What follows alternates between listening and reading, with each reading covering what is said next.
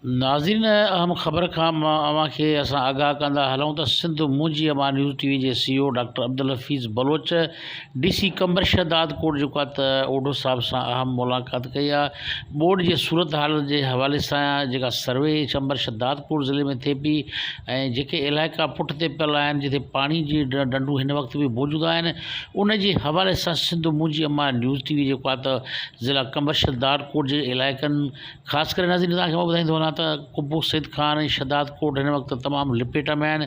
फ़सुलु बिल्कुलु कोन थियो आहे। उतां जा जेके माण्हू आहिनि मिठे पाणी जे लाइ परेशान आहिनि। गंदे पाणी जे पीअण जे करे जेको आहे त शाखुनि में जेको गंदो पाणी पियो अचे, ॾिसूं पिया त उन वक़्तु वबाई बीमारियुनि ABC जेको आहे त कामण जेको आहे मुंहुं कढियो आहे। उतां जे इलाइक़े में जेको आहे त बीमारियुनि जा जेका मूज़ी मर्ज़नि में हिन वक़्तु ॻोठाणा वरितल आहिनि। असांजी ख़ासि करे नाज़रीन मां तव्हांखे ॿुधाईंदो आहियां त सियासी समाजी शख़्स रोशन अली बिरोही सां बि शहदाद कोट में असांजी ॻाल्हि ॿोल थी आहे ऐं उन बि अपडेट कयो आहे, असांखे ॿुधायो आहे त असांजा जेका इलाइक़ा आहिनि कुब्बो सईद खान ॿुधाईंदो हलां त कुब्बो सईद खान शहदाद कोट जी टावी शाख पतूजा शाख सैफला मक्सी किनाल में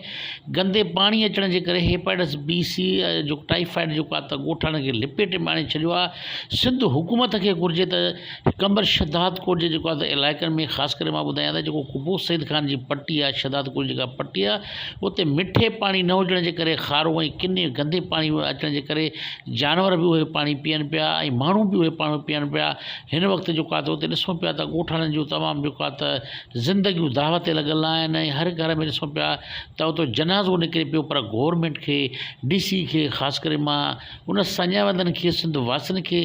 सिंध मुंजी अमा न्यूज़ टीवी जे प्लेटफार्म तां डॉक्टर अब्दुल हफ़ीज़ बलोच जेको आहे CEO सिंध मुंजी अमा न्यूज़ टीवी जी तरफ़ां मां सिंध वासियुनि खे ख़ासि करे DC कंबर शहदाद कोट खे गुज़ारिश कंदुसि, वसारनि खे गुज़ारिश कंदुमि त ख़ुदारा कंबर शहदाद कोट जे ख़ासि करे इलाइक़नि कुब्बो सईद खान ऐं शहदाद कोट ते ध्यानु ॾिनो वञे।